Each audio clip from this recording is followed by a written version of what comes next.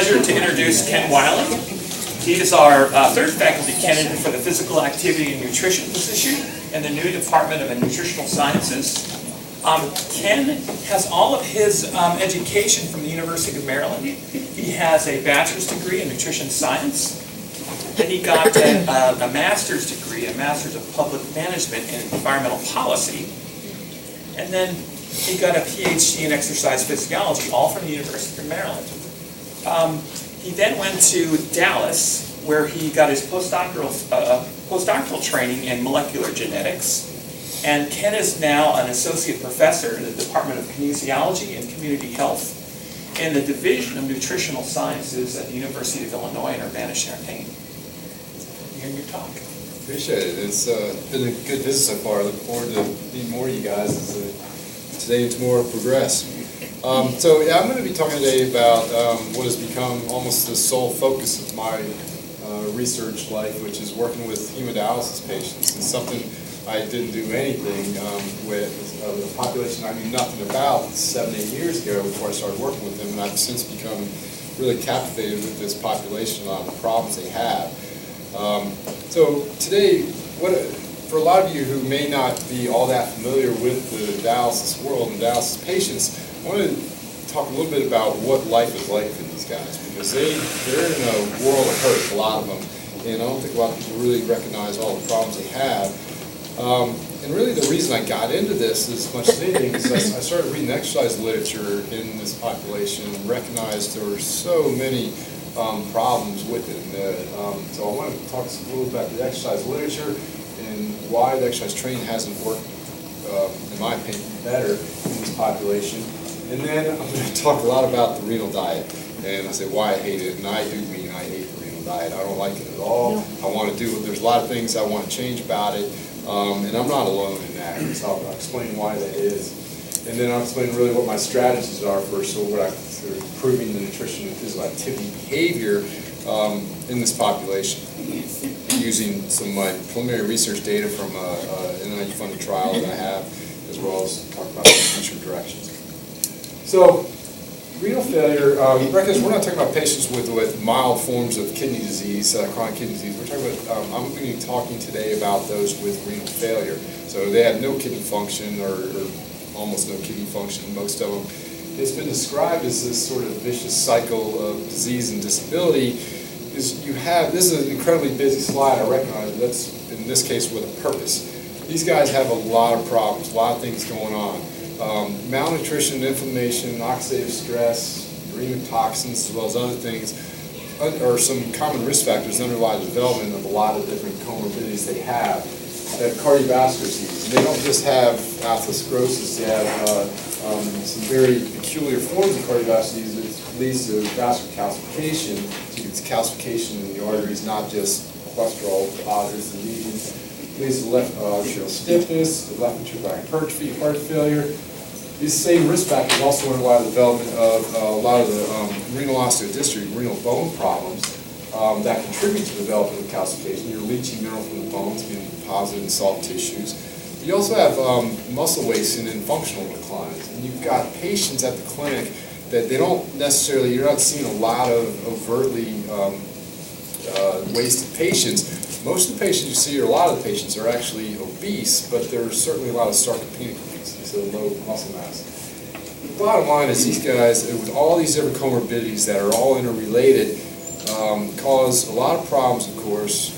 They have very low quality of life, mortality rates about 20% per year, and so lots of problems.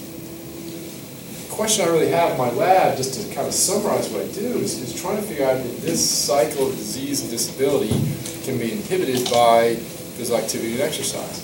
And I'll tell you, it's not going to be easy to do this, and it's certainly not going to be using an approach that's typically been used with sort of a one-size-fits-all, stick a bike in front of the patients during dialysis and see if it works.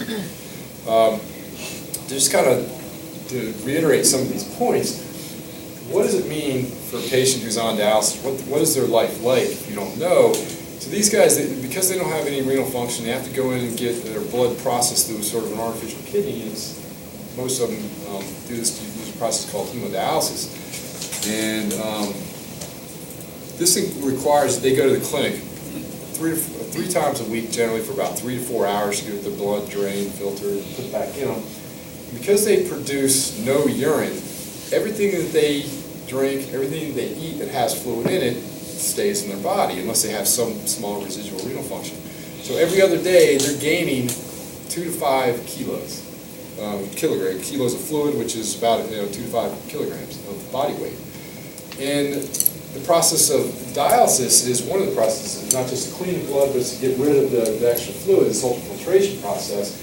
And when you're losing 2 to 5 kilos in a matter of a couple hours, it's not necessarily all that fun. You've got cramping, you're nauseous, a lot of cardiovascular stress, all these fluid shifts, cognitive impairment, loss of your blood flow to the brain goes down.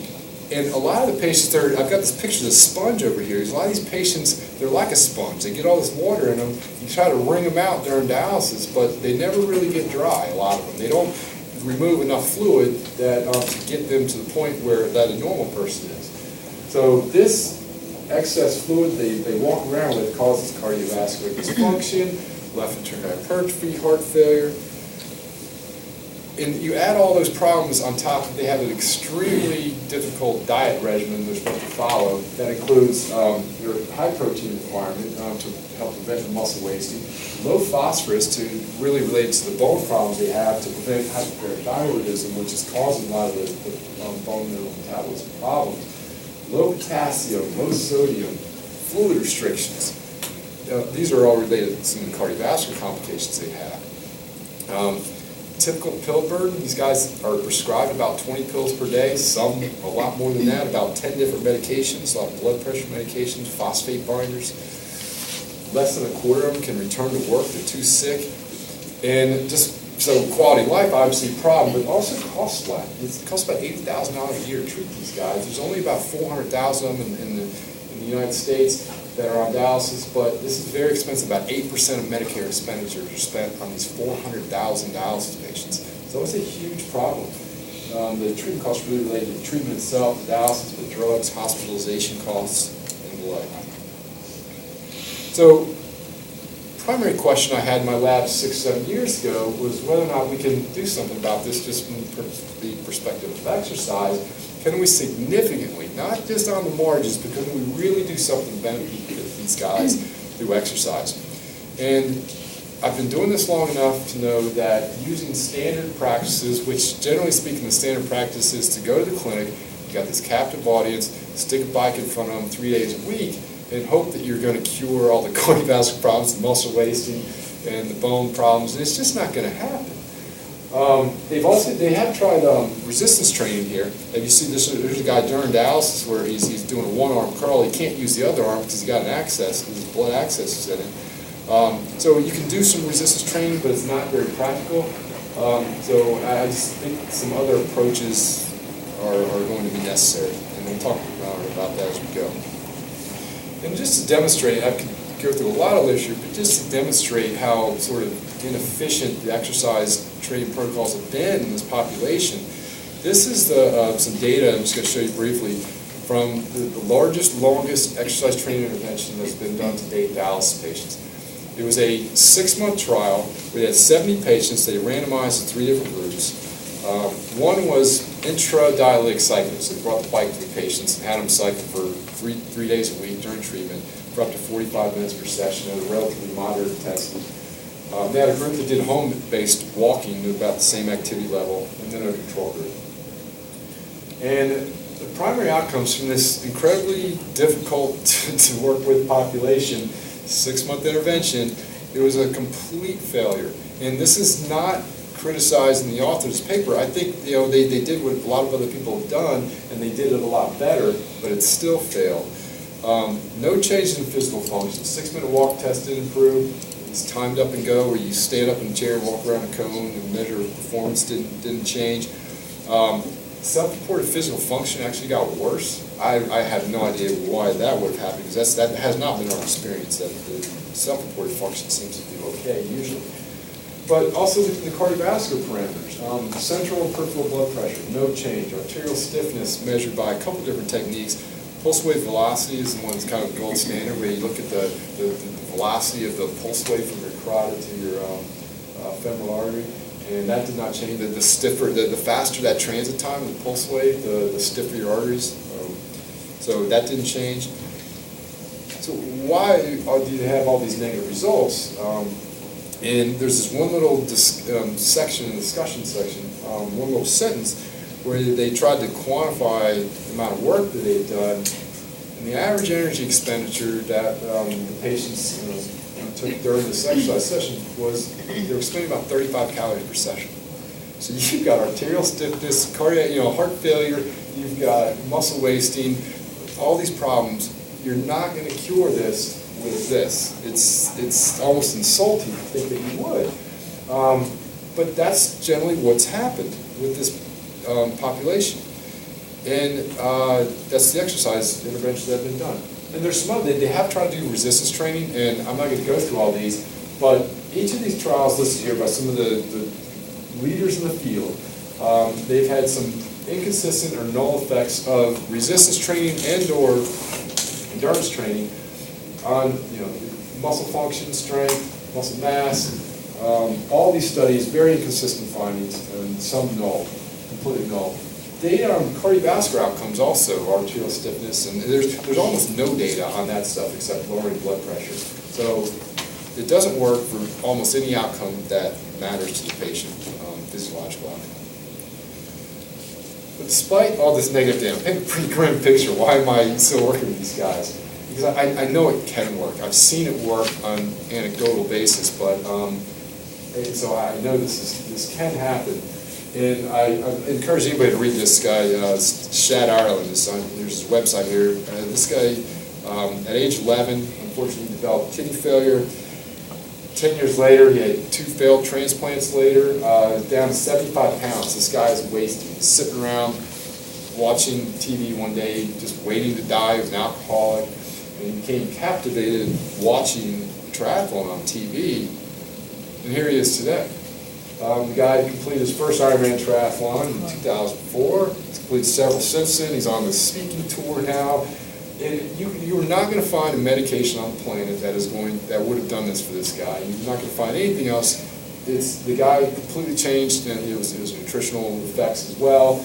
But my take-home message is that we know this stuff can work, but we got to get these guys to do a lot more than 35 calories per session. And it's got to be more than just endurance exercise, and it's got to be some nutrition involved and all these other things. So it's possible. Now this guy's younger. This isn't a 75-year-old person who's wasting, but I've seen it work in those guys anecdotally as well. So again, why all this negative data? I've already alluded to several different studies. Where they quantify the amount of exercise. The volume intensity has been too low in all of these trials, whether it's resistance training or endurance exercise. But another thought is that these guys, are they just too sick? Are they resistant to the benefits of exercise because of all the sickness they have? Are their arteries too calcified? Maybe when they're so far down the path of destruction of their arteries that simple stimulus like exercise or diet is not going to have a benefit. You have metabolic disturbances like metabolic acidosis because of the lack of kidney function, anemia because they're not making EPO, that inhibit muscle and or cardiovascular adaptations. Another thing though, a lot of these trials have only lasted for about 3 to 4 months. This other one was 6 months. But what might be going on is that the best we can do for a patient that's sick is to inhibit the progression of these comorbidities and all these other problems. And in order to do this, we really need to, if you want to prove this is true, you may need to do longer trials to see reductions in the control group. And you can prevent those declines in the active groups and the exercise groups. So that's a possibility. But in my thought on this is really, and I'll tell you why as we go through, that I think the biggest problem with these guys is you've got to address there's some nutritional concerns, malnutrition, chronic volume overload, that you have to address with exercises and never going to work. So I've done some a couple different pilot studies leading up to this, but this was this study is an NIH-funded trial called IOP, efficacy of intrahemodialytic oral protein and exercise. I hope it works. But I'm not sure if it's going to, but we're still in the 4th year right now. Got about another 8-9 months, I think.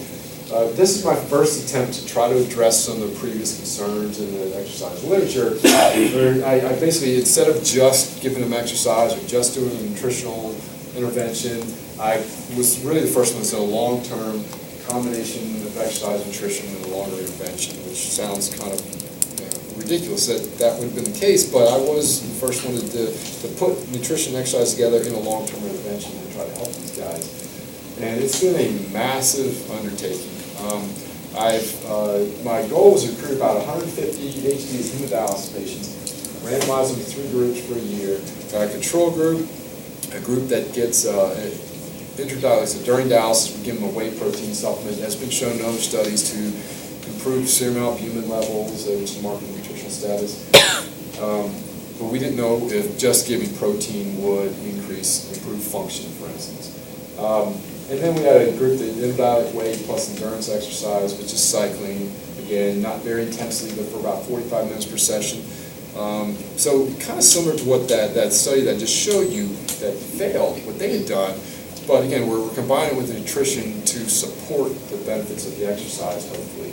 We considered resistance training in this study, but we considered some other nutritional stuff. But what we really wanted to do, and what I argued in my grant, was that I wanted to do something that was practical, but I wanted to do it in the right way, the longer study, combine the two, to see if this simple approach would actually have some benefits. So I think it's informative. If I find some benefits, great. If I don't find benefits, we know we need to do a lot more. So primary hypothesis that the protein and the exercise training will have additive effects on physical function and lean mass. And these guys lose, some data suggests they lose between 1 to 3 kilos of lean mass per year, kilograms of lean mass per year. But I was hypothesizing that the declines in function that you see, the loss of lean mass is going to be attenuated. You're going to see a big loss in the control group, attenuated in the way in the exercise. Aim 2 is really our cardiovascular disease risk. We had a number of different things we're looking at, but hypothesizing that protein and exercise can have some beneficial effects on the cardiovascular disease risk, markers for that. Improve stiffness of the arteries, but also improve cardiovascular function. So carotid stiffness, I've got an image here showing, we use ultrasound. We do this a couple different ways, but to look at cardiac structure and function. So this is the carotid artery, where you see the bulb of the carotid, and then you have the intima and the medial layers where a lot of the atherosclerosis development occurs, calcification. So the thickness of that, the thicker it is, the more diseased it is. So we're trying to prevent the progression of that. You can also look at how the artery itself, when it turns systole and diastole, the artery changes shape. So the pulse pressure, you can look at how the changes in blood flow pressure changes the diameter of the vessel. It indicates how compliant the vessel is, or how stiff it is. And then we also looked at some systolic and diastolic function, looked at cardiac output and ejection fraction as our markers of systolic function. And then I put this up here because I don't think a lot of people really are that familiar with diastolic function, which I think is a very important metric, and I'll show some data on that. But this is an image of the heart, the right side of the heart, the left side. Here's the left ventricle, left atrium. And you can put a little cursor here. You can measure, using pulse wave Doppler, you can measure the flow of blood from the atrium to the ventricle. And these waves over here is the E wave. This is the early phase of diastole, where the blood is flowing passively from the atrium to the ventricle. And here's when you get an atrial contraction. So you want most of your blood flowing into the ventricles passively. It's not as much effort on the heart. So you want a high E to A ratio. It's this kind of standard measure of diastolic function. So just giving you sort of an indication of some of the outcomes that we assess.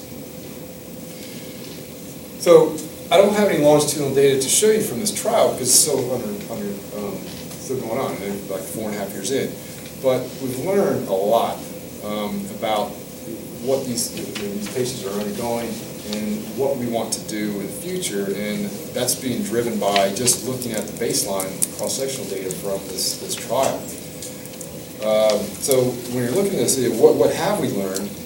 One of the things I have learned for sure is that diastolic dysfunction, when you're looking at our measures of cardiac function, we can do a lot of things, but we're starting to recognize that diastolic function dysfunction is much more prevalent than systolic dysfunction, and it has more of an impact on physical function than the systolic function measures. At least that's the indication so far.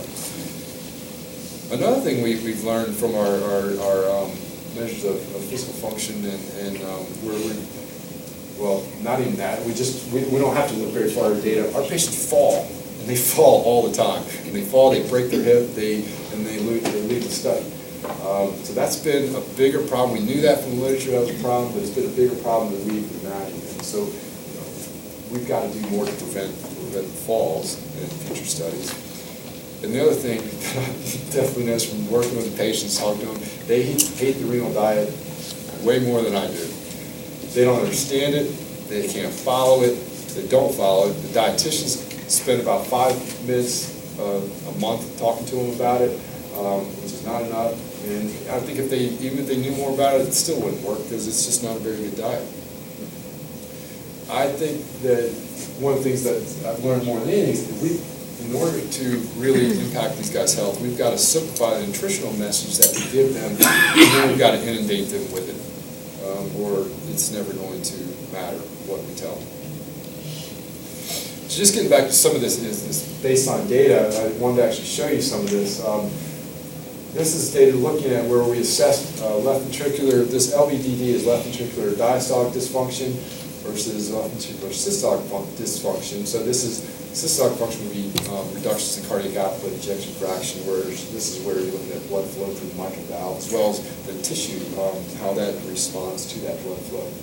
And there's a number of different ways to diagnose diastolic dysfunction, but what we've noted is that the diastolic dysfunction measures that we have, about 48% of our patients are sort of diagnosed with diastolic dysfunction versus only 12% diagnosed with systolic dysfunction. So the point being here, most people look at systolic function, diastolic function is more prevalent, and it's also more related to some other outcomes. Now, one of the questions we have though is this systolic function, is it really this low, or is this an artifact of the fact you can't measure it really well? Because again, the patients are volume overloaded. Systolic function measurements are highly dependent on fluid status. Diastolic dysfunction measures less so. So we're not, we know this seems to be coming out as a much better marker of risk for us. The diastolic dysfunction is really caused by stiffening of the heart muscle, as I mentioned here, due to poor relaxation of the ventricles, and as this causes an impaired filling of the heart during the diastolic phase.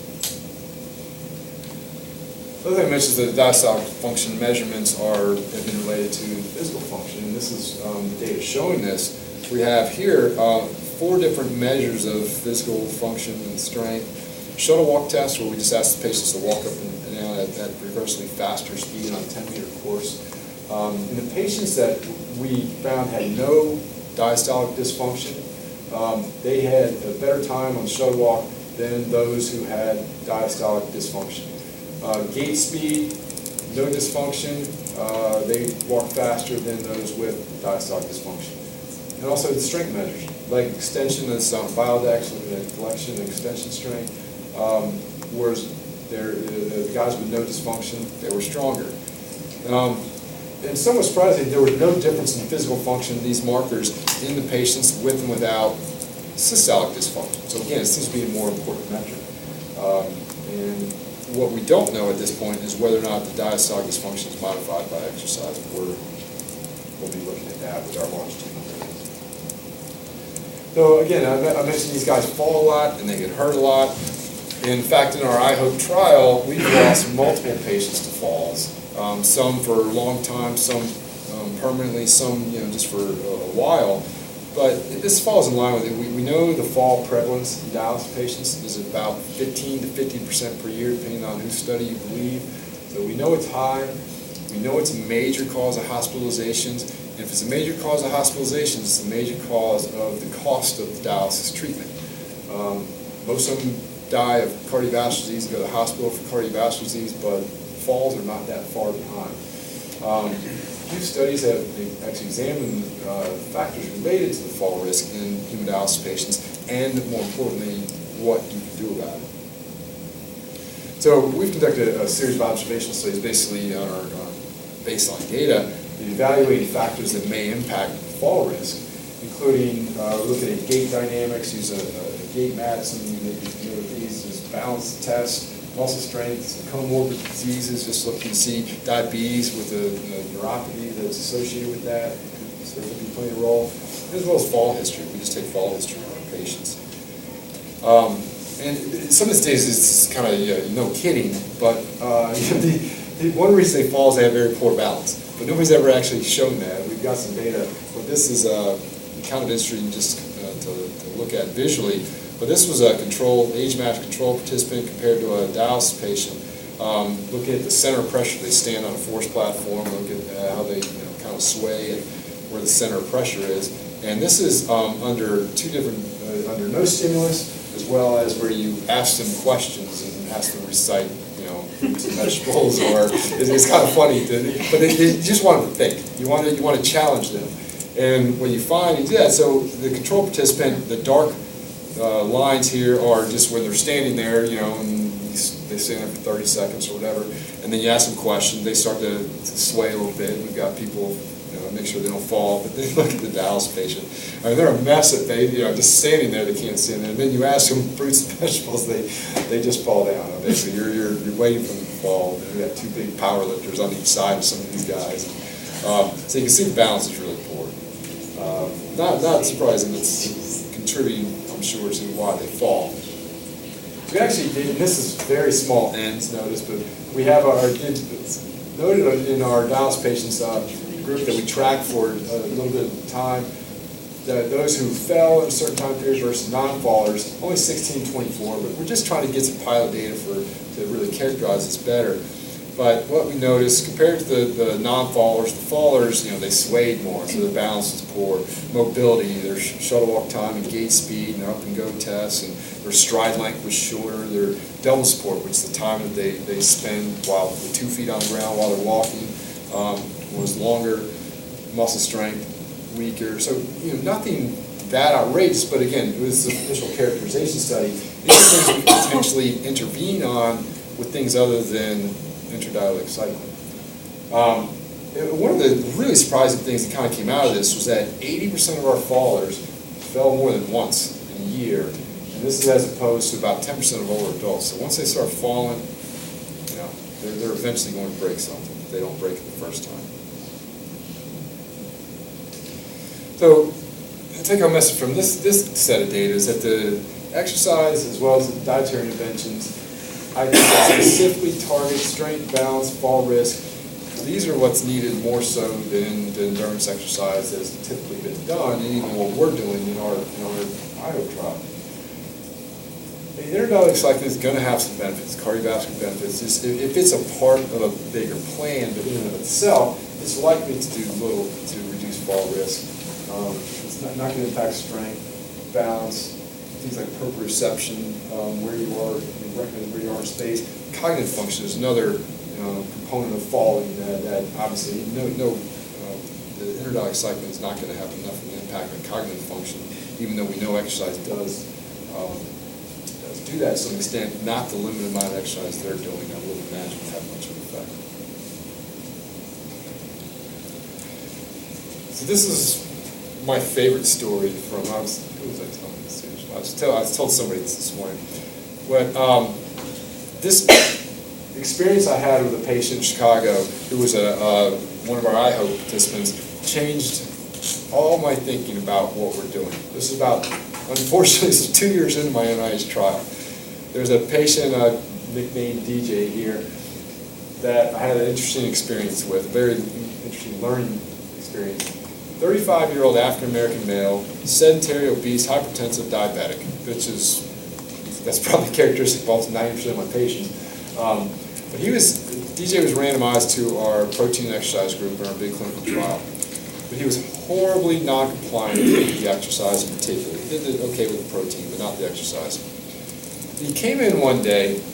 His average IDWG is interdialytic weight gain. How much weight did he gain every 2 days before the next session?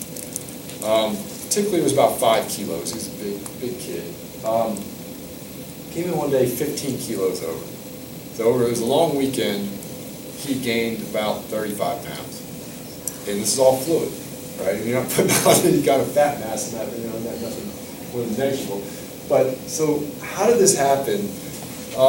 He'd been complaining about cramping, which a lot of patients do. You get all that fluid pulled off, you cramp. So what they do is they change your dialysis bath so that you get more sodium in it to prevent the cramping while you're undergoing treatment. So this makes them thirsty. You give them all the sodium, you're going to drink too. But how thirsty did it make him? He started drinking. Because I asked him, I was like, how can you gain that much weight? What were you drinking? Well, he was drinking 5 2-liter bottles of Coke a day on a fluid-restricted, phosphorus-restricted diet. This is what the guy's drinking. And I was speechless. I walked out. I had to leave the room. I didn't know how to respond. I didn't want to say anything mean or whatever.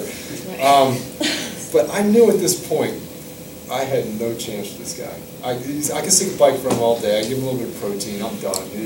End the trial. So he finished the study.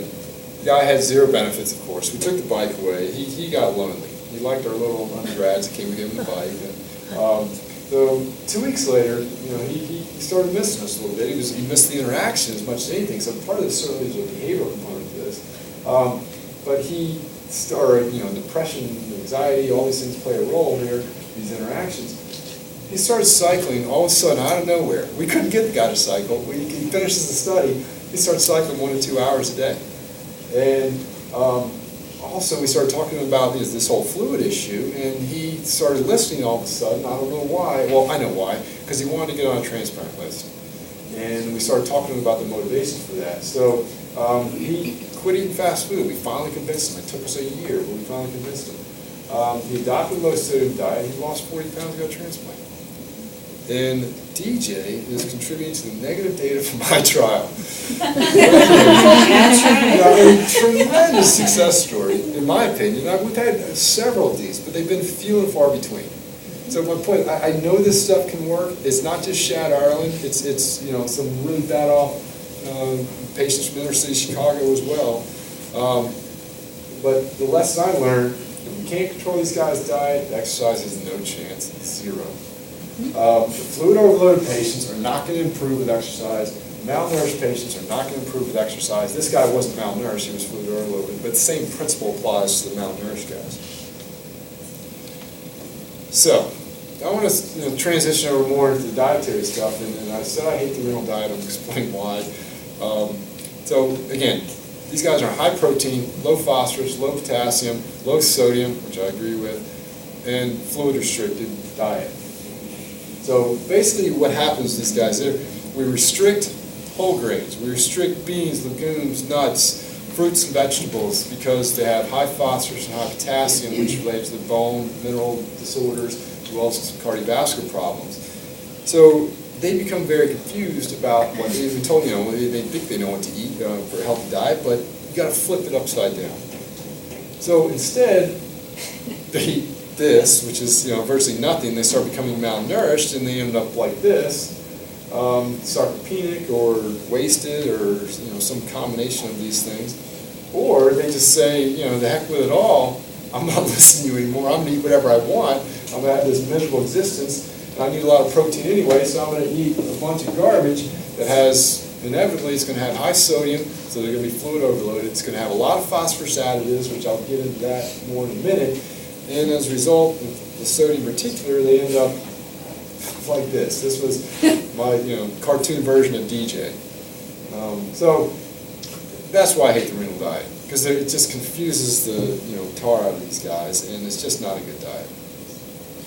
So, and I'll talk more about what I think is a better diet. And I've got some preliminary data from our IHOP study that supports my concerns with the renal diet. And I'm going to start moving faster. One of the things we've done is we started assessing meal patterns, trying to figure out ways to do a diet that made more sense. We want to investigate whether meal patterns would be one thing to focus on. We also started analyzing the point of purchase, where they were buying their groceries, or where they were buying their food. To do this, we did 2 diet recalls on both dialysis and non-dialysis days, and we also obtained information on where they were buying their food as point of purchase: grocery stores, fast food, full service, what have you. Primary questions we're interested in our fluid overload patients. Where is the excessive sodium coming from? Is it coming primarily from fast food, so is this where we need to really intervene? Or are those who buy more at the grocery store, are they really getting lower sodium, or can they just not shop? And our feeding patterns, this is more related to malnutrition question, are feeding patterns contributing to the malnutrition? How much protein is being consumed throughout a particular day? Are they just eating everything at night, so they're relatively fasted during the early parts of the day? Are patients eating less on a dialysis day because they're at the clinic all day and they're not allowed to eat? Or is it kind of similar between dialysis and non-dialysis day? So some of the first part of this the fast food related question related to sodium. To our surprise, a little bit, the dietary sodium, most of it's actually coming from the grocery store. About 60% of it, 14 from fast food, 21 from full-service restaurants. You say, well, they buy most of the food from the grocery store. Okay, that's great. But if you look at the sodium to calorie ratio, it's also this. I don't have it up here, but it's also, this is hot off the press. The sodium calorie ratio is actually the same for all food sources. In other words, what they're buying at the grocery store is no better than fast food, and so we've got to teach them to shop. I mean, I've gone from a molecular biologist 8 years ago to teaching people how to shop, which is kind of a stretch, but that's where I'm at. So it's that's why I have collaborators. So this is just showing the top 10 food sources where they're getting it. So, and they don't understand this. You ask them where you get your sodium from, they don't tell you condiments. They certainly won't tell you bread. But that's the top 10 sources, the percentage of their sodium from all sources. Most of it's from the grocery store. Here's cold cuts and burgers from fast food. But there you go. You got to teach these guys to shop. What about feeding patterns? This is good related to this malnutrition question. We've got data showing, and others have kind of shown this as well. We want to see if it was true in our data, that energy and protein intake are actually lower on a dialysis day and way below recommendations. Recommended energy intake is 30 to 35 calories per kilogram per day. These guys, regardless of the day, they're down about 20, so way below recs. Protein intake is the rec is 1.2 grams per kilogram per day. These guys are about 0.8, and this does correspond with other data as well in the literature. So, but what's also interesting is that on a dialysis day, they are eating less and eating less protein. And I think this is due in large part to the fact that they don't allow them to eat during dialysis, and I'll talk about why in just a second. So, well, here it is. Why are we restricting, why are the clinics restricting eating during dialysis? There's concerns that intradialytic hypotension, when they feed them, blood flow to the gut is going to reduce blood pressure, causing the patients to crash when they're undergoing treatment, so they're going to cramp and whatnot. GI symptoms, choking episodes, reduce the efficiency of the dialysis treatment. There's absolutely no evidence that any of this happens, but that's the sort of the hypothesized reason. We did not see the same difference in dialysis and non-dialysis days. We did the same exact survey in a clinic in UK where they feed their patients, and they had the same intake on dialysis and non-dialysis days. In fact, we went to a meeting in Germany. It was International Society of Renal Nutrition and Metabolism, and we did a really simple thing. We did a survey of clinicians, dietitians there about their eating policies during eating practices at their clinics. And so we asked them these questions about whether if their eating policy was they don't allow it and it doesn't occur, if they don't allow it but it does occur behind the back or what have you, or they have no policy, or they allow it but they encourage it, or they allow it, allowed but not encouraged, allowed and encouraged. In international clinics, 85% of them allow food, 65% encourage it, and 73% actually feed them. Compared to U.S. clinics, so this was data that we collected in collaboration with a large dialysis provider 2 different times. In the situation in the U.S. is where 70% allow it, 25% encourage it, and less than 5% provide it. So you see huge differences in the practice patterns. It might also be one of the reasons why we have the highest mortality rate of any country in the world to review dialysis patients. Mortality rate in the U.S. is higher than any other country in the world. Potentially, really, there's malnutrition that's associated with this. So the other thing about this is this interdialytic period, it's not just about feeding them, it's about counseling them. It provides a very good counseling opportunity. You can talk to them about the food that they're eating. And we're missing out on that. So based on my experiences, how would I overhaul the renal diet? The first thing I would do, as I've already mentioned this, is focus on meal patterns. More protein throughout the day, consistency between the dialysis and non-dialysis days, and I'd feed them. I'd also liberalize the restrictions on these whole foods. Let them eat their fruits, vegetables, whole grains, nuts, legumes. At least, deal with portion sizes if you need to. But the organic phosphorus that you're trying to restrict with a lot of these things is not the problem. It's not absorbed. It's absorbed 20 to 40% of it's absorbed. The problem is in the phosphorus additives that are getting fast and processed foods that are absorbed at 100%. Get rid of that, and you're getting rid of the problem with phosphorus in particular. And last I checked, fiber was also important. They get no fiber because you restricted all these things. Focusing the restrictions on the point of purchase, so eating out, even though we know they can't grocery shop, but if you get them, you cannot restrict sodium and phosphorus additives if they're eating out. They're just they're everywhere. But you can, even though they don't know how to cook, we can teach them to read labels. I taught my 8-year-old daughter how to find low sodium products in the grocery store. It's hard, but it's not impossible. Using this simple rule, 1 milligram of sodium per kcal. If it's less than that, it's good. If it's more than that, you need to worry about it a little bit. She's 8 years old, she gets it. She don't like it, but she gets it. And get the family caregivers involved. These guys, their wives, husbands, whoever, caregivers, do a lot of the shopping. They certainly don't understand the renal diet. If they're buying the groceries, then they need to know about this as well. And the dietitians cannot do this alone. We know we need nurses, techs, nephrologists, and social workers involved to help disseminate the message. And real quick, I just want to talk, this sounds kind of all well and simple and easy, but would that actually really work in the real world? Can this type of advice work? And there's my favorite data in all of the renal literature comes out of this little university in Turkey that I'm going to visit in 6 weeks, where their cornerstone of the treatment of their entire clinic is to control blood pressure, to control fluid overload, which controls blood pressure, using primarily sodium restriction, less than 2,000 milligrams per day. Now, it is Turkey. There's probably better food available in the United States, generally speaking, but nonetheless, approximately 90% of the patients are not on a single blood pressure medication. Our guys are on 2 to 3. Just a cost of that, if nothing else. But their blood pressure is completely normal. Their interdialytic weight gain is less than 1.5 liters, as opposed to ours is 3.5 to 5. Chronic volume overload, non-existent. Systolic diastolic function, normal. No left ventricular hypertrophy or heart failure. Mortality rate's half of what it is in the United States. The caveat to this is that there's been no randomized trials demonstrating this, because the clinician says it's not ethical to do it, but they know it works. They're not going to randomize somebody to dying more frequently.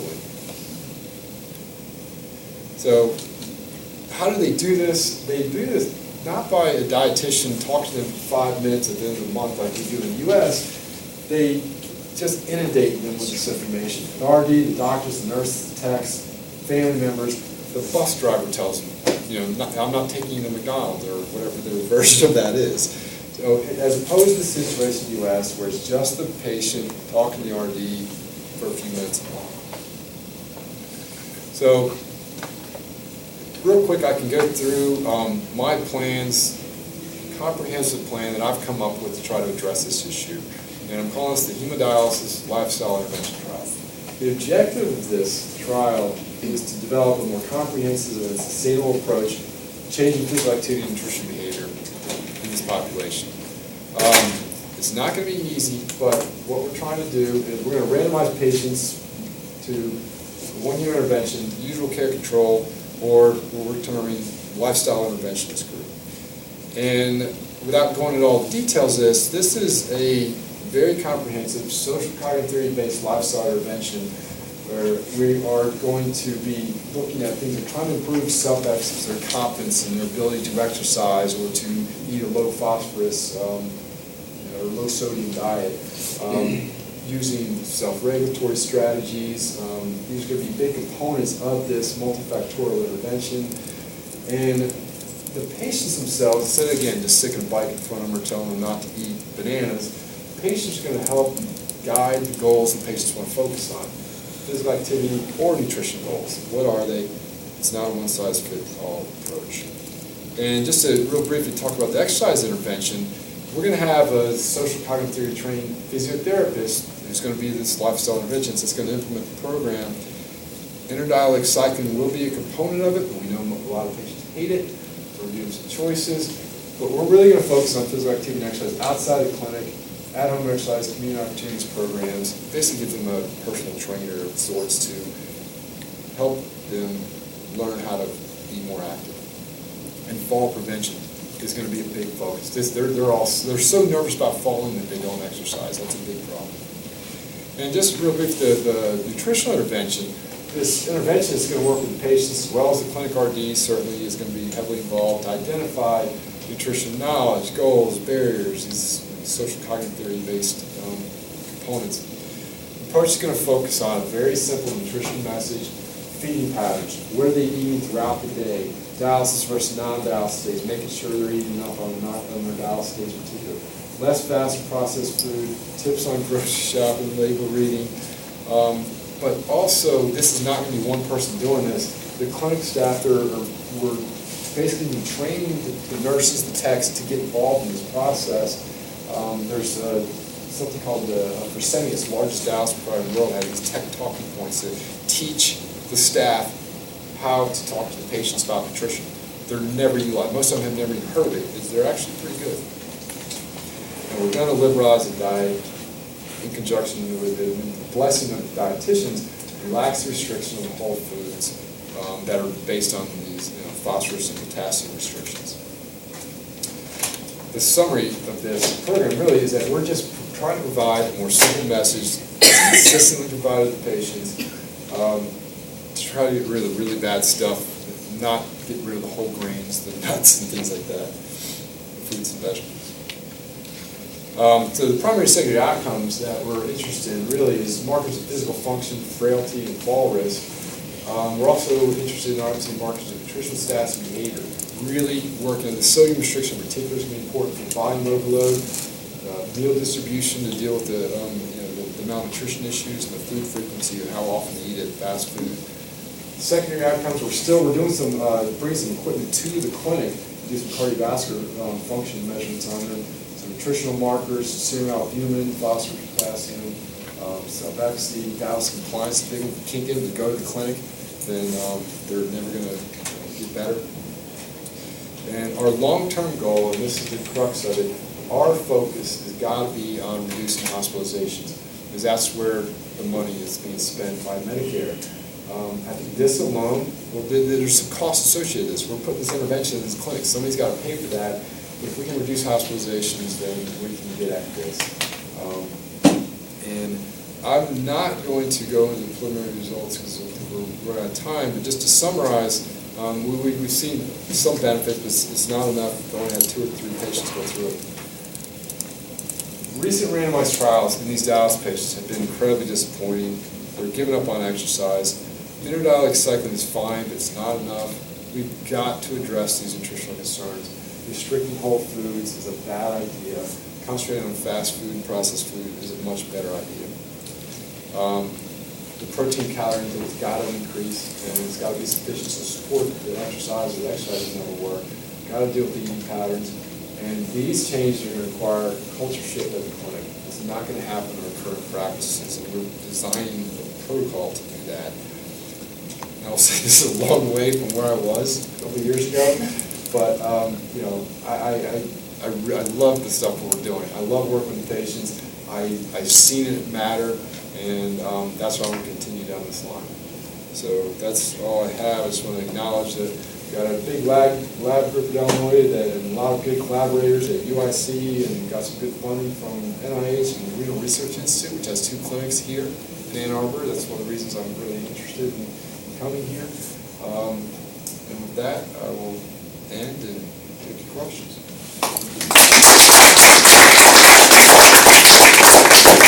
We have time for questions.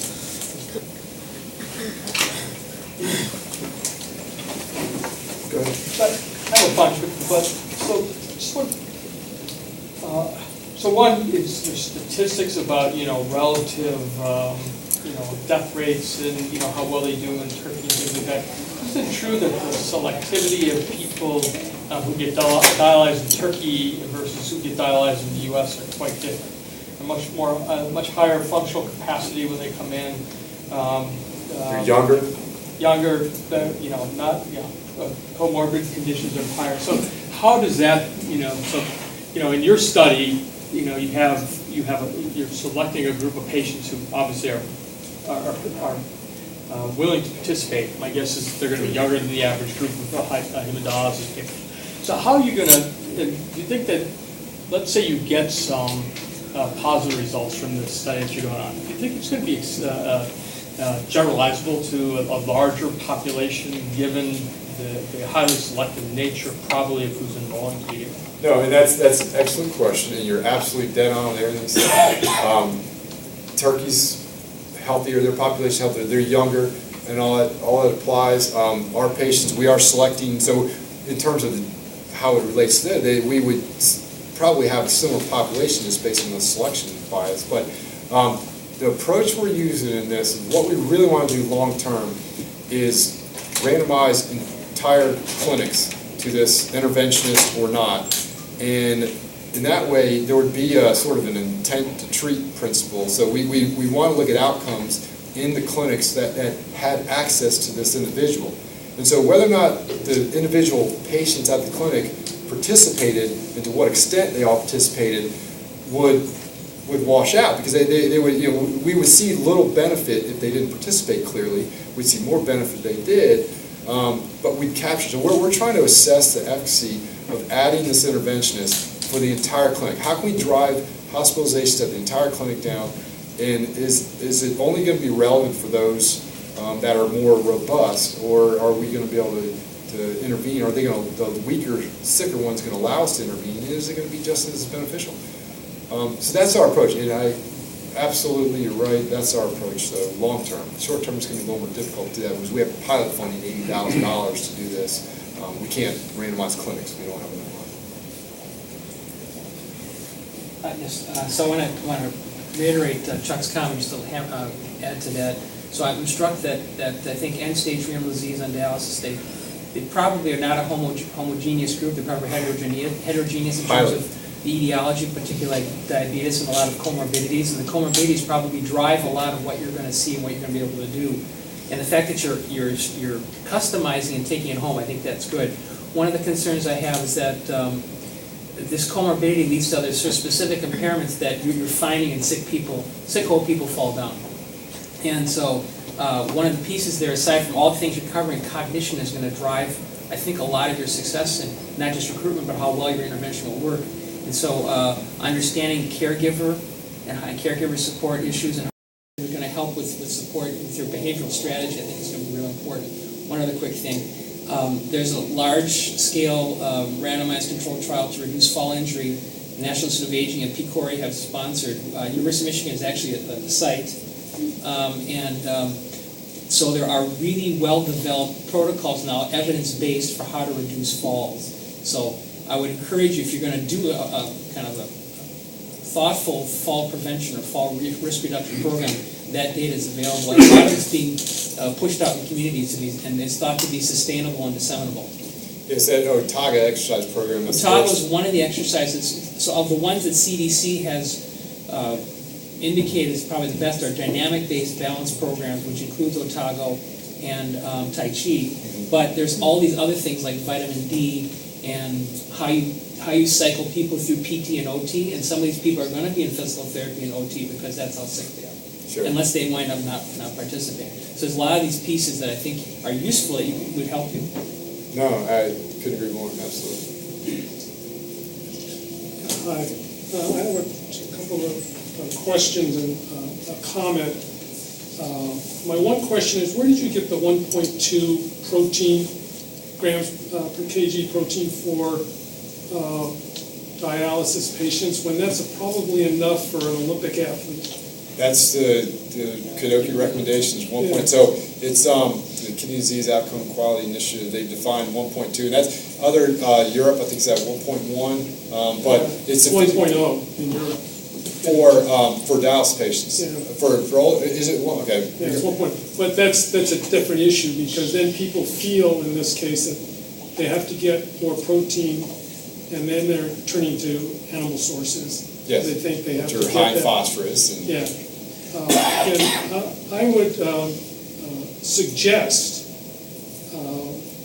that if you took all of these patients and you put them on a plant-based whole food diet and cut out all animal products, not only will you see a dramatic change in their conditions, in every one of the conditions and the comorbidities, you may even see reversals. I don't. Yeah, I think that's what you're showing. Yeah, I mean, there's data that vegetarians on dialysis, which, I mean, they're not on a low phosphorus potassium diet, Right. and It's not absorbed when it comes from plants. That's right. And I want to make one comment about what was brought up here about the impact and what can be done. It seems to me that this program is really terrific, but it ought to be addressed at the stage 3 and stage 4 failure patients, kidney failure patients, because these other guys were prolonging the time and their quality of life, and that's important. But it's going to have really little impact on the progression and the hospitalization, because all we're doing is quickening the time until they get to dialysis. And we ought to be reversing that condition. And so if we had a rather different position in clinicians in both hospitals and other clinics dealing with stage 3 and stage 4 chronic kidney disease, particularly those that are generated from renal hypertension. Yeah. And change only their diet to a whole food plant-based diet, you would see a reversal and a number of people going into dialysis drop dramatically. We don't see that in this country at all. Of course, and it's a disaster. I would say I agree with that again, but the only reason that I haven't done that, because that's the whole, preventing going to dialysis is the holy grail. We have a hospital in Champaign That's good. What's that? It's good that you have a hospital. Well, we have a hospital there, but they're horrible to work with research-wise. Yeah. Trying to get CKD patients, dialysis patients have standalone clinics. I can go to the clinic and I've got this wonderful collaboration. The pre-dialysis CKD patients, stage 3, 4, that I would really love to intervene on, I can't get access to them. They made it so impossible. I tried for 2 years, and I got a couple different patients in several different studies. It was such a burden on me to work with that hospital that I quit. I just said, look, I've got my dialysis thing going. I'm gonna stick with that. Yeah. That was one of the things. If I came here, I would love to do more work with the CKD population pre-dialysis, because you talk about saving money. You prevent them from going on dialysis, and that's the best thing. And I do have one other question. Does the type of the condition that led to dialysis, the going into dialysis, does that appear to make the history of the patient appear to make a difference? In other words, if it was a steady progression from renal hypertension or something else, or it's due to complications from surgery, where people have been on long-term surgery and their kidney fails, and now they're on dialysis? Yes, I don't think it does. Once their kidneys fail, it seems to be, once the kidney's dead, they've got all the mineral abnormalities. They've got all, a lot of it's dependent on their. But they don't have the comorbidities. If the ones that are, that are from surgeries. Well, okay, well that's true. Yeah. So, I don't know the answer to that. I haven't seen the data, but when we look at etiology of renal failure, whether it's from diabetes or hypertension, or the ones we stand and look at, I haven't seen any pattern that suggests that one does better than another. One final thing, I hate to do this, but, you know, in your exercise, cycling is not a good, Anabolic stimulus? well, yeah, but more so because you're concentrating on all this diastolic filling business. If you put them and taught them to swim so that they were in the prone position, or you took the bicycle and put it on a platform and move it around so that they're prone, which optimizes diastolic filling, you're going to see a much enhanced response than you do from upright cycling, which is horrible. Yeah. And, you know, to do 600 revolutions is a joke. And again, the reason we chose it, we started. I know why you chose it. Yeah, because it's easy. That's the standard of care. If there is any exercise, that's what's been done for decades, and we wanted to see if we could actually make that work. Yeah, it won't. I don't think it will. So I mean, why try to make it work? Get them into the pool Sure. and having them just float in water, just floating in water with little things will help. It's just not practical. Well, I think it is very practical. They do Floating it at the people water out of here. here dialysis 3 times. Oh, I did want. What was the other comment I wanted to make? You were asking. You had the question about the oh boy, what was it? There's one of your points I didn't address. What was it, the first point you made about? Oh, is it during dialysis when we're Don't talking? ask a geriatrician about a memory question. It's not fair. It's not fair. I'm not claiming to have a steel trap here. One of the problems we're having is when we do counseling with these guys, you're talking about this cognition-related question. We're talking about treating or counseling them during dialysis at a time when they have relative cognitive dysfunction because they're losing they got low blood pressure, loss of blood flow to the brain, and so that's one of the problems with our approach. Actually, I just wanted to mention it because it's you brought up an interesting point about the cognitive effects. They are cognitively impaired, especially in the 3rd hour of dialysis. Some of our patients, 1st hour, you're the best friend. 3rd hour, they've never met you. I mean, that's a little bit rare or extreme, but that does happen. So that's the other thing. We're really trying to get them, but they're getting all this complicated nutrition advice and medication advice. But I think we got to really focus on that 1st hour, or they're just some of them are in zero land. Or use a caregiver. What's that? Many of them have caregivers and support people to help you with your intervention. Sure. Okay, thank you very much. Thank you.